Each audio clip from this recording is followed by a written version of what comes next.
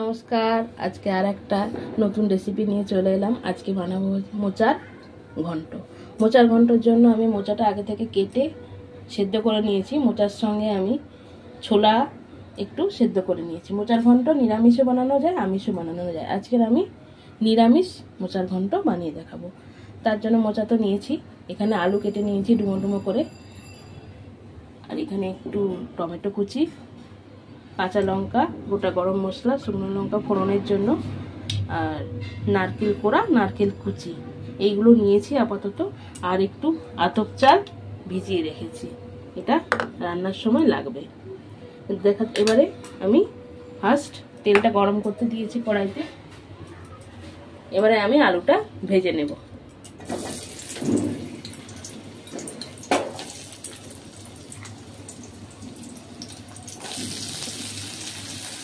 আলুটা একটু ভেজে নিয়ে তুলে রাখবো। তারপরে মোচাটা দেবো। ভেজে তুলে নিয়েছি। এবার কড়াইতে গোটা গরম মশলা দিয়ে দেবো একটু। গোটা গরম মশলার সঙ্গে আমি একটু নারকেলও দিয়ে দেবো। এটা নারকেলটা কুচি করে রেখেছিলাম। নারকেল কুচি দিলে ফ্লেভারটা, স্বাদটা দুটোই ভালো হয়। একটু ভেজে নেব।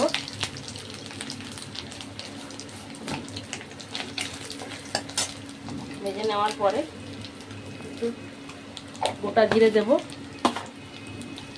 শুকনো লঙ্কা ফোড়ন দেব,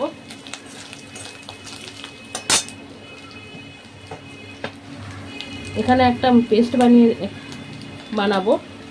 এখানে আছে আদা কাঁচা লঙ্কা বাটা, জিরে গুঁড়ো, ধনে গুঁড়ো, হলুদ, কাশ্মীরি লঙ্কার গুঁড়ো।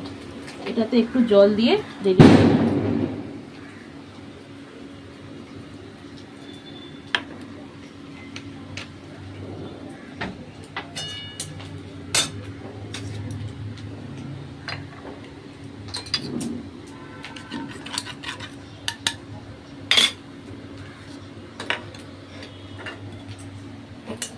ভাজা হয়ে গেছে।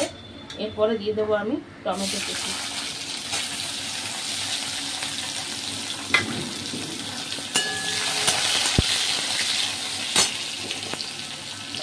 একটু স্বাদ মতো লবণ দেব,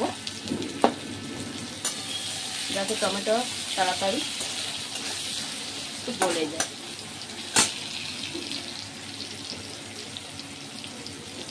এবার ওই পেস্ট করা মশলাটা দিয়ে দেবো।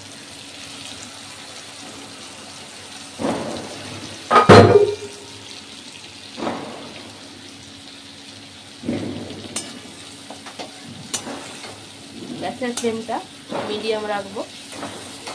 এবার এটাকে ভালো করে কষিয়ে নেব।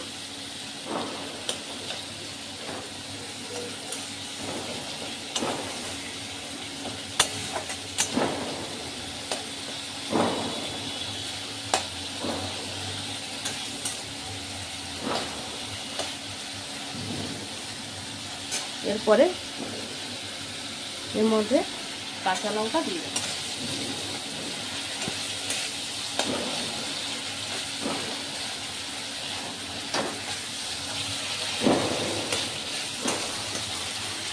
এবার মশলা থেকে হালকা করে তেল ছাড়তে শুরু করেছে। তেল ছাড়া মানে মশলাটা প্রায় কষানো হয়ে গেছে। দেখুন কি সুন্দর তেল ছেড়েছে।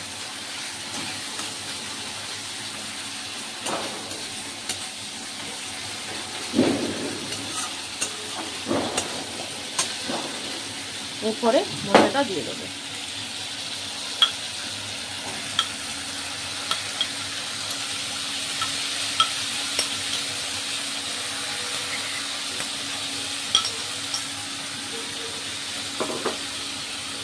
দিয়ে একটু নাড়াচাড়া করবো।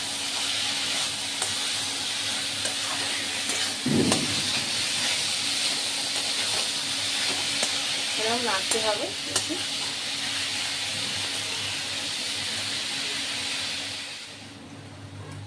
এবারে আলুগুলো একটু দিয়ে দেবো।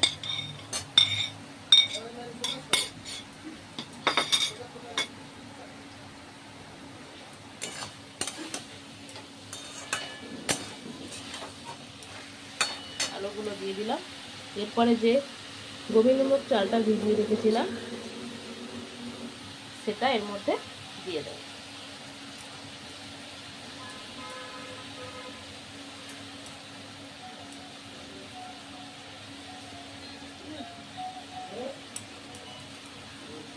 বাইনটা ভালো হবে।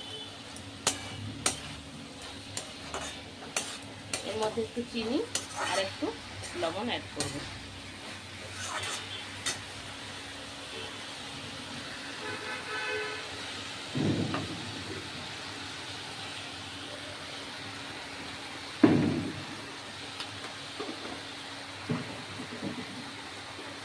এবারে চিনি দিলাম, এবার একটু লবণ দেব,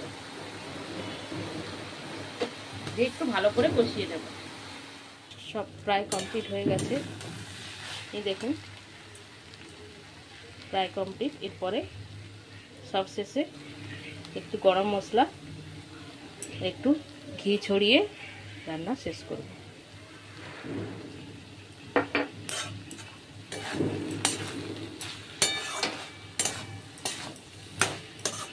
ঘি গরম মশলা দিয়ে দিলাম,